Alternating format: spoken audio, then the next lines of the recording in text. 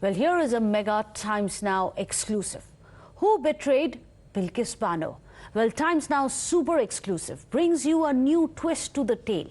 Remember, many have berated the Gujarat government for allowing the premature release of 11 people who were convicted of gang raping her and murdering 7 family members, including her 3-year-old daughter. And now it turns out that both the CBI and the CBI trial court in Mumbai had changed their earlier stance. While in March 2021, they had refused permission for remission. In July 2022, they gave a fresh opinion, didn't give a negative opinion, and left this decision to the Gujarat government instead.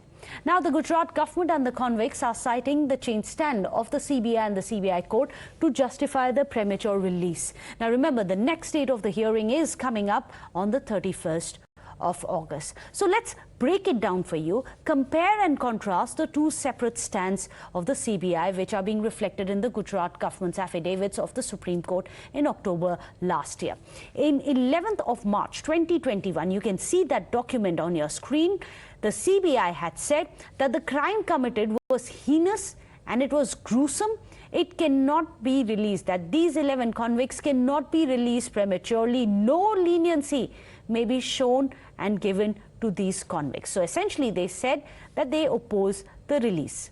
Then later, however, that was 2021, later on 9th of July, you can see that document as well. This is part of what the Gujarat state has filed in its affidavit to the Supreme Court. In this, the CBI had said in July 2022 that action as deemed fit may be considered as per the procedure, said essentially saying, do as you see it fit. They have essentially left this entire decision onto the Gujarat government.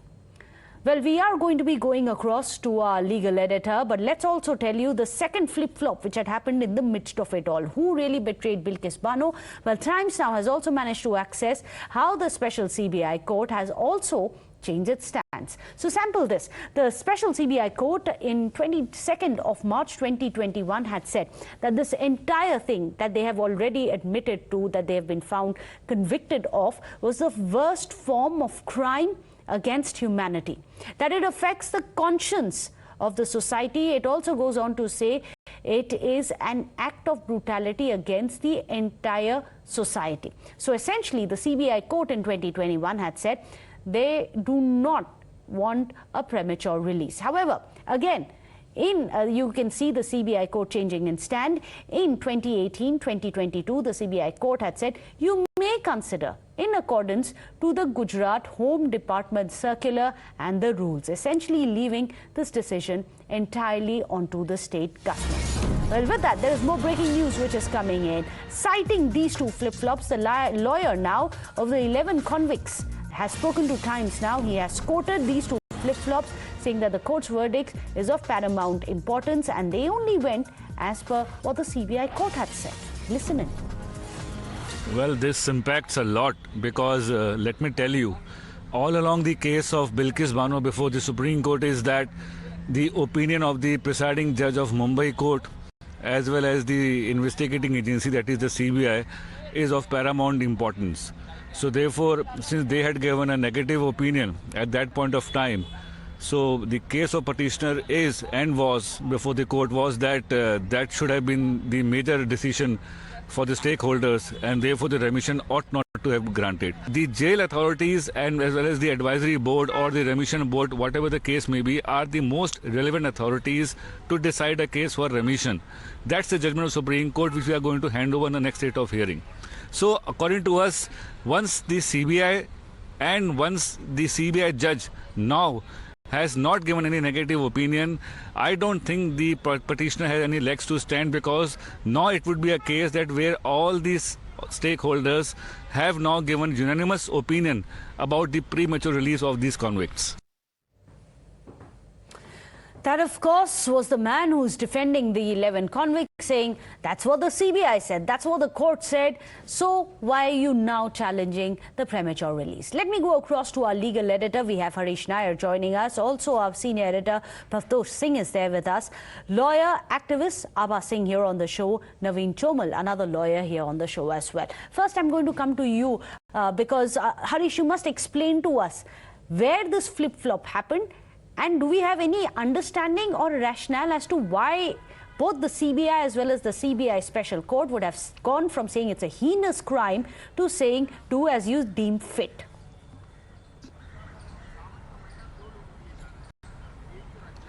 Yes, that's right, Meghna. This is a very, very important development, important twist which has happened in this case, which can even change the course of the entire case. Remember, as the convict's lawyer, Rishi Malhotra, said, all along the Supreme Court had said that the CBI and the CBI court's views are very important. But what is important is that now it turns out that CBI and CBI court, in fact, had earlier in the March 2021 view, they had said that the premature release cannot be allowed because this crime is heinous and gruesome, and therefore no relief can be given.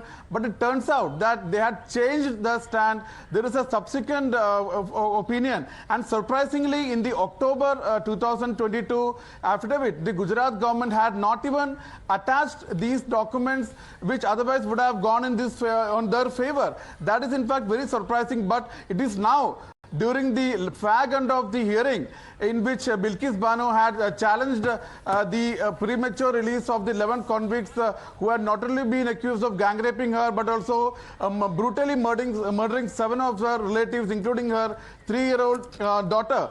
So it is surprising that it is now at this juncture that CBI, in fact the Gujarat government and the convicts lawyer, is placing these very crucial, important documents before the court, and the stand of the victim's lawyer and the court is awaited on the next date of hearing, that is August 31st. Right. And as you have rightly pointed out, in the earlier view, CBI and CBI court had said they cannot be released, but now they say that let the matter be left to the court and left to the government, and let the Gujarat government. But why did that happen? That is going to be the crux of this issue. And Bhavtosh, I'd like to come to you. As Harish has also pointed out, it's very surprising that the Gujarat government did not attach the stand of the CBI. The change in the stands earlier, it has just come to light now. But you must explain to us, in 1 year, what could have possibly changed for both the CBI and the CBI court to change its mind to then say, do as you see fit as per the Gujarat Home Department circular which was given? What would have changed?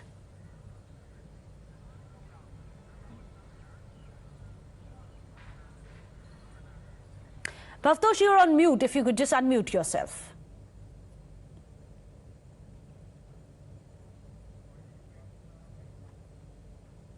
Well, we'll try and reconnect with Bhavtosh. There seems to be a bit of a problem. Let me go across to Abha Singh. Abha Singh, now you have had a very long history of courts. How often does it happen that the stances would change to such an extent? Both of the CBI, but let's not forget, even the CBI court, something that the lawyers of the convicts are going to use for their benefit to say we have done nothing wrong. After all, even the court said, do as you deem fit. No, at least in my 10-year career as a lawyer, I've practiced in High Court, Session Court and the Supreme Court. I have never come across this, that the court or the CBI have changed their stance because even in many cases, the courts are very clear that testimonies and all are not to be changed once they have been, the deposition has happened. So same thing should be applicable to CBI and the courts, that they cannot change their stand. But let me tell you, this is just one of the points. In the April 18th hearing, the Supreme Court had very clearly said that you have to look into the gravity of the offence and then application of mind has to be done. And also it said that whether you followed the same policy for other convicts who are undergoing punishment in jail. So the gravity of offence and application of mind is also to be looked into. Just because they've managed to get these different statements from the courts, I don't think it will go in the favor of these 11 convicts who were set free. because the courts are going to see the gravity of the offense, application of mind, and also the message which is going to go to the society that here was a pregnant Bilkis Bano brutally raped, her 3-year-old child killed in front of her. So it's the gravest, I would say, travesty of justice. So this is just a small part of it. But yes, I have never seen something like this. Just to put it into context, who are the ones who backed this remission? That was the Godhra collector as well as the DM. There were 2 BJP MLAs who were on the remission panel who had also backed the premature release, along with other members of the Gujarat remission panel, the Sessions Court and the Gujarat government. This is something that the the state government has been saying all along. However, who opposed it was the SP of Mumbai Police. The Mumbai CBI SP also seemingly had opposed it. Also the SP of the Mumbai Crime Branch, the special judge of the CBI. This is something, Naveen Chomal, I'd like to come to you. Specifically, what the state had said is that it is being opposed by even the special judge of the CBI. It now turns that wasn't the case. That even though it had initially opposed it, later it left it on the state. How is this exclusive revelation that we are bringing here to our viewers going to change the course of the trial from here onwards? I have been practicing these cases and handled many of the cases of remissions and premature release in my 28 years of career.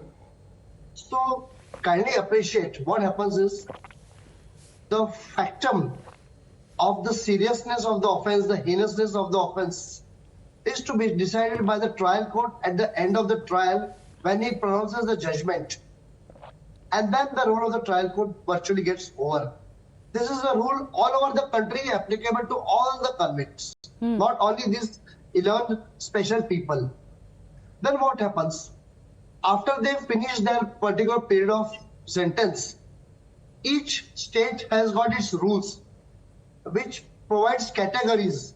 So this particular offense which they have convicted falls in a particular category. It prescribes that all the convicts who are falling in this category shall after these years be released. So this is not only these 11 people that have been released. In the past also in Gujarat, other people who have been convicted for similar offences, though they may not have been so highlighted, but those offences have occurred and those people have been released. So in all cases across the country, the prosecution side, say CBI or the local police, they always give their opinion against the accused persons. In no case will you find the investigating agency saying that, okay, you release the person. They oppose it, but the opposition has got no value as per the judgments of the High Courts also long, when there is a category of judgments of the High Court. The High Court is that now the role of the investigating agency. But they changed their stand, Naveen Chomal. Yes. They initially said that they opposed it, and later they said it's up to the state government. They said do as deemed fit as per the Gujarat Home Department circular, which essentially said that there may be remission after a certain age. Those rules of 1994 were applicable to these people, were applicable to all the convicts of that particular era. So even if the prosecution opposes, that opposition has legally no value. So they have to ultimately leave it to the panel of the remission only. So this is the case for So that's interesting. Abha Singh, would you like to come in? When you talk about application of mind, Abha Singh, it also would mean, what about the state government? Has that applied its mind and looked at the gravity of the crime? No, they have to point out that. You know, very clearly, it is much obvious that the state government has done a non-application of mind. It has not looked into the seriousness of the offense, because had it looked into it, because these convicts, they were given death penalty. In the first place, their death penalty was converted into life imprisonment. So after death, you get life imprisonment, and then after 14 years, you walk free. What is this? Is this not a travesty of justice? Of course, Supreme Court is going to look into the horrendousness of the offense, the brutality of the offense. So just because you arm twist agencies and ask them to change their stand, I think it will not work in the Supreme Court. Oh, that's very interesting. You are saying the channel is of no use. Let us talk about the law. If Abha Singh is saying there was no application of mind, let her explain on what point there was no application of mind, where was any favor shown to these people. Then she is blank. It is just a At the time when they were released, that time the CBI court nor the judge in Bombay High Court had given no objection. They had not cleared it. You are getting the clearance now post facto. That now the new version of the court. So that's interesting. So here on our panel we have two lawyers, both of them seasoned lawyers. One of them saying that it is about the application of mind which is expected as per even Supreme Court's order depending on the gravity of the crime. The other lawyer, however, Mr. Chomal, says that look at the procedure and the procedure has been followed. Protocols have been followed. We'll have to wait and see what happens. Remember, there is another hearing coming in at the end of this month. Thank you so much for joining us, Harish, for getting us this Mega Times Now exclusive and the entire mail trail, the entire affidavit trail which shows in black and white this flip-flop, Naveen Chomal as well as Abhas Singh.